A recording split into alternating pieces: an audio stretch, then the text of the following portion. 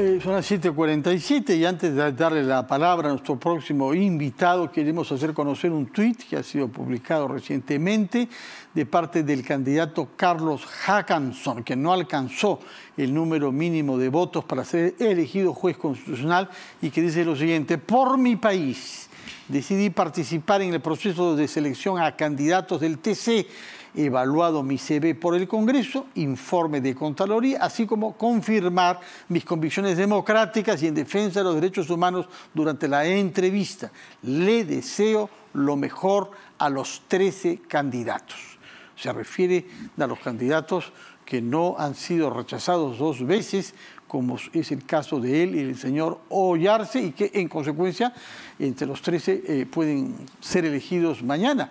Presumo que está incluyendo entre los 13 al señor Calle, que me parece que solamente ha sido rechazado una vez, si estoy bien informado. Pero en fin, es todo un asunto que será clarificado mañana. Recibimos ahora entonces al excongresista Sergio Tejada, que es además un sociólogo y un músico, y que presidió, entró el año 11 al Parlamento con el grupo que llevó a Ollanta Humala a la presidencia de la República, aunque después tuvo sus distancias con él, y se le encargó la llamada megacomisión. Explíquenos, para los que no recuerdan o no estuvieron informados, a los jóvenes que se han incorporado a la vida pública después, qué encargo se le dio y por qué toda esa investigación que usted lideró fue abandonada por decisión de la justicia. Hola, Fernando, muy buenas noches. Buenas noches. En efecto, cuando fui parlamentario en el año 2011, tuvimos el encargo del Pleno de investigar toda la gestión de gobierno de García Pérez.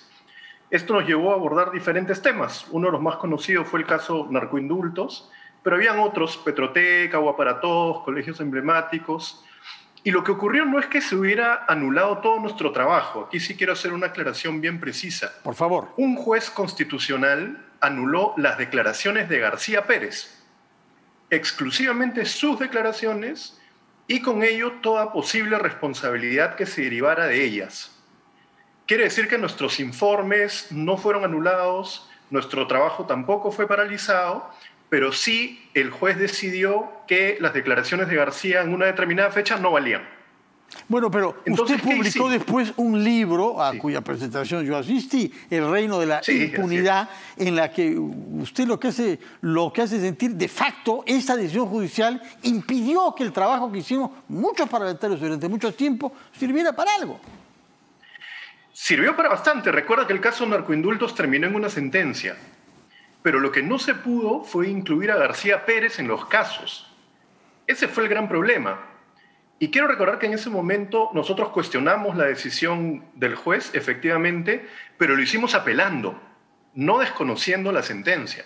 Cuéntenos, por favor, con más detalle, ahora que ya ha pasado cierto tiempo y puede quizás hacernos algunas confesiones, darnos algunas informaciones. ¿Cómo recibieron ustedes el día que les llega esta decisión judicial? ¿Cómo usted y las personas que estaban en torno a usted, sus asesores y sus colegas de bancada, cómo reaccionan? Porque imagino que habrán tenido una reacción parecida a la cólera, por no decir más, que hemos visto ayer, de la parte de algunos congresistas, ¿no? Bueno, con mucha molestia, naturalmente, porque además era una sentencia que no estaba bien motivada, a mi juicio.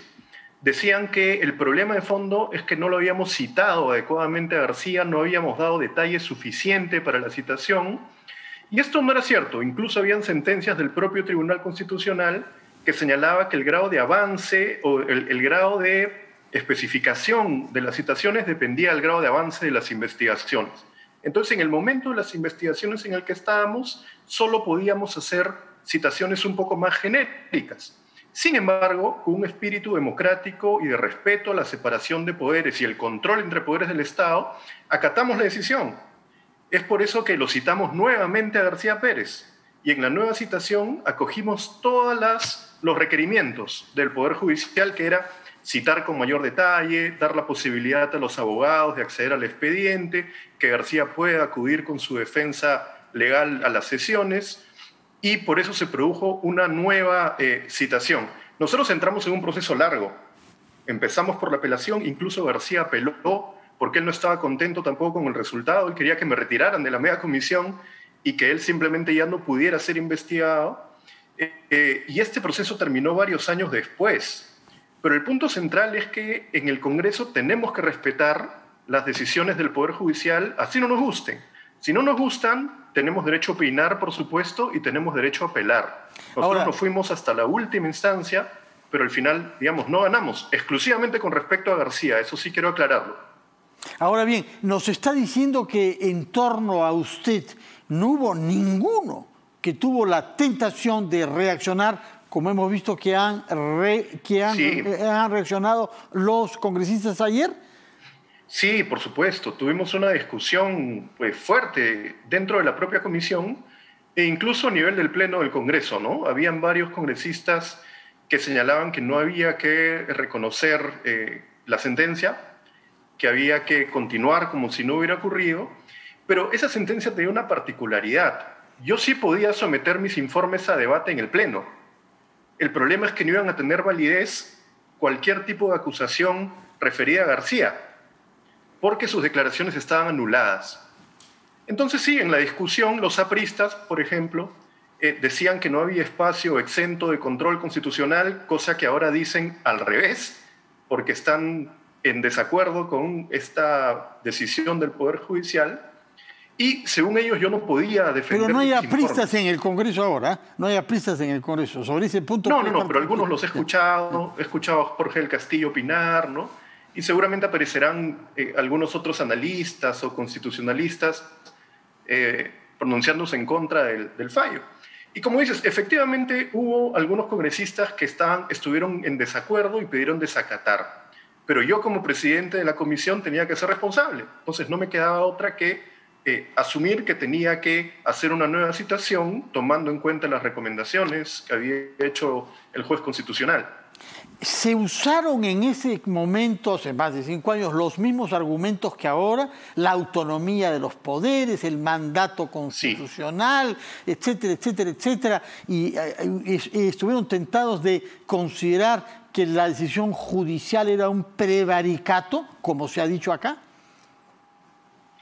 Hubo opiniones similares, sí, en efecto. Los congresistas no tienen mandato imperativo, no son responsables por sus opiniones y votos, pero por supuesto que hay mecanismos de equilibrio entre poderes del Estado que no podemos desconocer. Ahora, nosotros teníamos una crítica de fondo a la sentencia, por supuesto.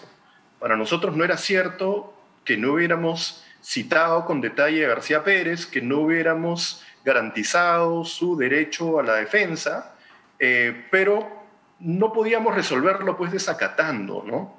Bueno, sino había que resolverlo apelando. No es el caso ahora. Aprovechamos de usted como sociólogo también y como analista político, después de la experiencia que tuvo de 5 años en el Congreso, para preguntarle algo sobre lo que no ha hallado una respuesta. Esta crisis entre el Poder Judicial y el Congreso, ¿tiene alguna relación con el momento electoral que estamos viviendo?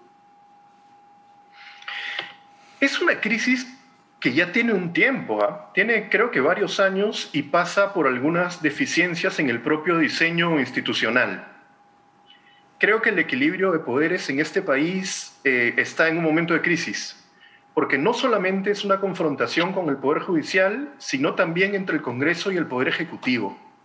Y es probable que esta confrontación se mantenga. Tenemos un Parlamento fragmentado, el que entra va a ser más fragmentado que el actual, y eso posibilita que haya un poco más de tensiones. Entonces creo que hay que mirar al diseño institucional en su conjunto.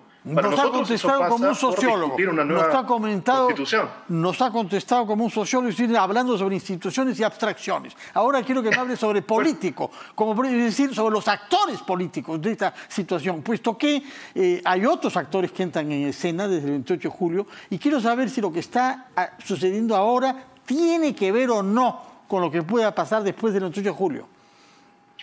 Bueno, a mí me pareció muy claro la pregunta que le hiciste al congresista Meléndez. Pero él dijo que no, responder. que él estaba reaccionando igual como si vivieran en la Atenas del siglo V, que no tiene nada que ver la coyuntura, que ellos se han guiado por principios constitucionales abstractos, prescindiendo de toda... No, pero me pareció... Sí. Me pareció que antes de que se corte la llamada, él estaba señalando que se venían tiempos oscuros, tiempos... Y habló del autoritarismo, pero ¿qué tiene que ver esto? Pero no explicó qué tiene que ver el autoritarismo. Pero quizás usted nos pueda dar alguna clave de lectura.